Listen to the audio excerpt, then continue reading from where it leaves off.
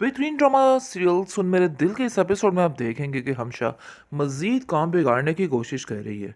लेकिन अभी तक सदफ को ये बात समझ नहीं आ रही है कि आखिर क्या मामला है। लेकिन हम देखेंगे कि वो इसको समझाने की कोशिश करिए। समझाने की क्या बात है, बात तो हकीकत है। बात बिल्कुल हकीकत है और वो बताना चाह रही है कि दानिया बिल्कुल भी ठीक नहीं है और तुम्हारे लिए तो बिल्कुल भी सेफ़ नहीं है। देखो, ऐसा ना हो कि मामले ख़राब हो जाए और मैं ऐसा बिल्कुल नहीं चाहती हूँ। तो मेरी बहुत अच्छी दोस्त हो और मैं तुम्हारे साथ कुछ भी बुरा नहीं होने दूंगी। जिसको सुनकर आप देखेंगे कि वो कहती हाँ, बात तो ये ठीक है। लेकिन ये दानिया कैसे अंदर आ गई? जब तक अमार कुछ ना चाहे कुछ नहीं हो सकता था, लेकिन ऐसा कुछ हुआ है। इसका मतलब है कि अमार की अपनी मर्जी भी हर चीज़ में शामिल थी। इसलिए किसी एक को कसूरवार ठहराना बिल्कुल गलत है, क्योंकि ये सरासर नाइंसाफ़ी है कि हम सिर्फ और सिर्फ उस दानिया को इस चीज़ का कसूरवार ठहराएंगे। और हकीकत तो ये है कि वो भी इन सब बातों में शामिल है। जिस पर आप देखेंगे कि वो खामोश हो जाती है और कहती है कि तुम फिक्र मत करो, मैं इसको समझाने की कोशिश करूंगी और मुझे उम्मीद है कि वो ज़रूर समझ जाएगा। लेकिन अब सदफ कोई किसी किस्म का कॉम्प्रोमाइज़ नहीं चाहती है, क्योंकि उसने एक इतना बड़ा यानी कि प्लान जो है वो जुटला कर ये सारा प्लान एक्सेप्ट किया था। लेकिन अब वो बहुत ज़्यादा पछता रही है। उसको समझ आ गई है कि नहीं, उसने जो फैसला किया था सरासर गलत था। आज वो इस फैसले पे बहुत ज़्यादा परेशान और उदास बैठी हुई है। तो उसको समझ आ रही है कि उसको ऐसा नहीं करना चाहिए था। उसकी माँ भी उसकी वजह से काफ़ी परेशान है और कहती है कि मुझे तो पहले दिन से ही पता था कि ऐसा ही होने वाला है। खैर, मैं बहुत परेशान हूँ, लेकिन मुझे यकीन है कि तुम अब इस मुसीबत में भी यानी कि बहुत ही सब्र से काम लोगी। लेकिन आप देखेंगे कि दूसरी तरफ हमशा जो है इस दफ़ा उसको बहुत ज़्यादा तसल्ली देने की कोशिश कर रही है और कहती है कि बस ये याद रखना कि ये सारी बातें बिलाल अब्दुल्ला तक ना पहुँचे, क्योंकि वो जानती है कि जैसे ही बिलाल अब्दुल्ला तक की सारी बातें पहुँचेगी तो सदफ़ की सुनी जाएगी और सारा मामला ठीक हो जाएगा। इसलिए वो ऐसा बिल्कुल नहीं चाहती और नहीं चाहती है कि बिलाल अब्दुल्ला के दिल में मज़ीद कोई भी हमदर्दी नाम की चीज़ क्योंकि अभी वो सही तरीके से नहीं जानता है कि हमशा के दिल में आखिर क्या चल रहा है।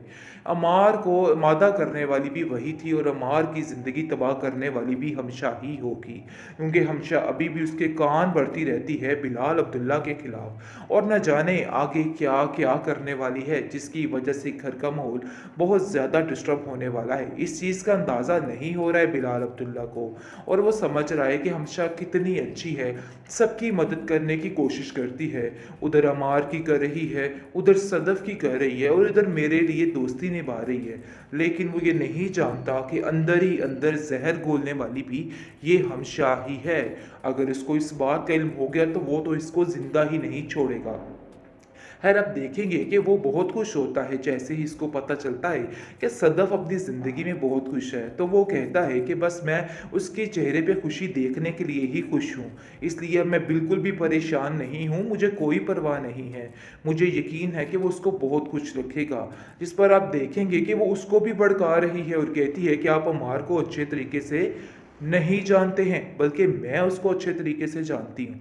आप बिला वजह उस पर बहुत ज़्यादा ट्रस्ट करने की कोशिश कर रहे हैं। लोग वो नहीं होते जो नज़र आते हैं। खैर, बिलाल अब्दुल्ला कहता है कि मैं मुश्किल यानी कि मैं बस सदफ को खुश देखना चाहता हूँ, इसके अलावा और मेरी कोई भी मर्ज़ी शामिल नहीं किसी बात में। मैं उसकी खुशी के लिए कुछ भी कर सकता हूँ। हाँ, अगर एक दफ़ा वो मुझे कहती कि वो मार से शादी नहीं करना चाहती तो मैं कभी भी ऐसा नहीं होने देता, लेकिन सिर्फ़ और सिर्फ़ उसकी खुशी की खातिर मुझे खामोश रहना पड़ा।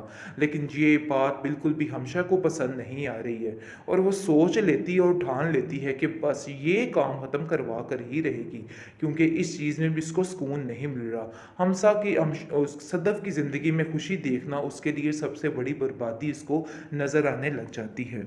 आखिरकार बिलाल अब्दुल्ला ने इतनी बड़ी कुर्बानी दे ही दी और सबके सामने वाकई में भी दिखा दिया कि उसका ज़र्फ कितना है।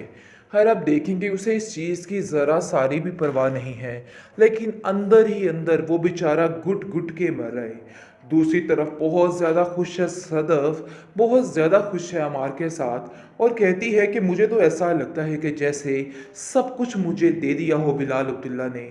मैंने आज तक जिस चीज़ की ज़िद की मुझे सब कुछ उससे मिला। लेकिन ये बातें आहिस्ता आहिस्ता अमार के दिल को जाके लगेंगी, क्योंकि कभी भी हमशा जो है उसको सुकून से नहीं रहने देगी। कोई ना कोई ऐसा मामला लाएगी सामने कि सब कुछ ख़त्म हो जाएगा। अभी फ़िलहाल इन बातों का इल्म नहीं हो रहा है, लेकिन उसकी माँ उसको बार बार एक ही बात समझा रही है कि देखो, मैं तुमसे यही कहना चाहती हूँ कि तुम इससे दूर रहना। मुझे हमशा के इरादे कुछ ठीक ठीक नहीं लग रहे हैं। ऐसा लग रहा है कि कहीं न कहीं कुछ गड़बड़ ज़रूर करेगी। जिस पर वो कहती है अपनी माँ से कि आप बिला वजह मुझे लेके परेशान होती रहती हैं। ऐसा कुछ भी नहीं है, देख लेना सब ठीक हो जाएगा। और हमशा तो बहुत अच्छी है, पता नहीं आपको ऐसा क्यों लगता है। हाँ, मेरी दोस्त है, कभी-कभी कड़वी कसेली बातें कर जाती है, लेकिन इसका मतलब ये हरगिज़ नहीं है कि वो मेरा बुरा चाहती है। लेकिन वो सोच ही नहीं सकती कि वो क्या करना चाहती है। वो अभी भी सदफ़ को इस तरीके से खुश देख के कुढ़ती ही रहती है, क्योंकि उसको तो बिलाल अब्दुल्ला का प्यार मिलने वाला नहीं है। चाहे लाख जतन कर ले, लाख कोशिशें कर ले, यही दुख उसको अंदर ही अंदर खाए जा रहा है और हर वक्त परेशानी के आलम में मुब्तला रखता है। लेकिन वो हिम्मत नहीं हारती और बार बार एक ही बात करती है।